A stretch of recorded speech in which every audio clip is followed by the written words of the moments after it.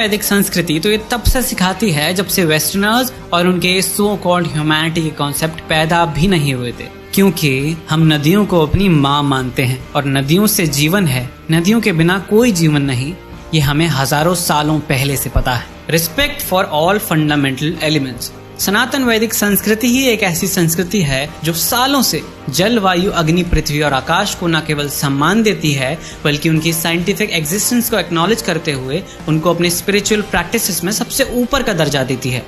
Respect for all genders. Humanity कहती है हर gender को इक्वली ट्रीट किया जाए, पर क्या ऐसा कोई रिलीजन है जिसमें हर एक जेंडर को इक्वली रखा गया हो, इवन थर्ड जेंडर को भी? संसार में ऐसा कोई रिलीजन है जिसके ग्रंथों में, जिसके शास्त्रों में, जिसके स्क्रिप्चर्स में हर जेंडर की रिस्पेक्ट करना सिखाया हो? उत्तर है हाँ। सनातन वैदिक संस्कृति में बहुत से उदाहरण मिलेंगे जहाँ मेल, फीमेल, यहाँ तक कि थर्ड जेंडर को भी इक्वली रखा गया है। और हिंदुइज्म एकमात्र ऐसा रिलीजन है जहाँ स्त्रियां भी एक पराक्रमी योद्धा हुआ करती थी। तो यहाँ भी हिंदुइज्म ने ह्यूमैनिटी के कॉन्सेप्ट्स को पीछे छोड़ दिया। और हाँ, कोई एक पर्टिकुलर रिलीजन है जो कहता है कि आप उसे फॉलो नहीं करते तो आप अथीस्ट हो। एक और रिलीजन है जो इस ही बेसिस पे आपको काफिर कहता है। पर हिंदुइज्म एकमात्र ऐसा रिलीजन है जो सारे संसार को एक परिवार मानता है। हमारे लिए कोई अथीस्ट नहीं, हमारे लिए कोई काफिर नहीं, हमारे लिए कोई एथीस्ट नहीं जिसे चावल की बोरी देकर हम कन्वर्ट करते फिरें। हमारे लिए कोई काफिर नहीं, और न हम किसी आसमानी किताब के कहने पर लोगों की जान लेते फिरते हैं। हमारे लिए सब एक परिवार का हिस्सा है, वसुधैव कुटुंबकम।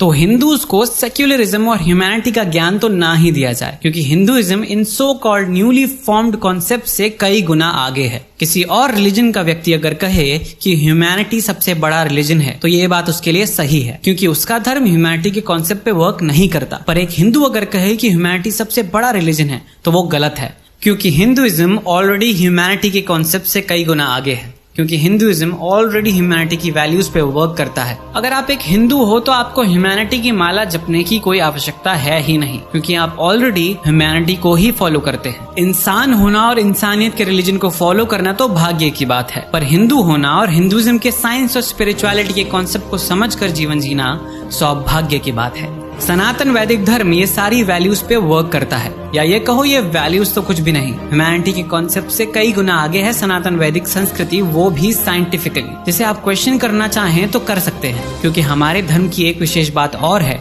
कि अगर कोई प्रश्न उठाए तो उसे उत्तर दिया जाता है। सर तन से जुदा का नारा नहीं लगाया जाता। हर हर महादेव।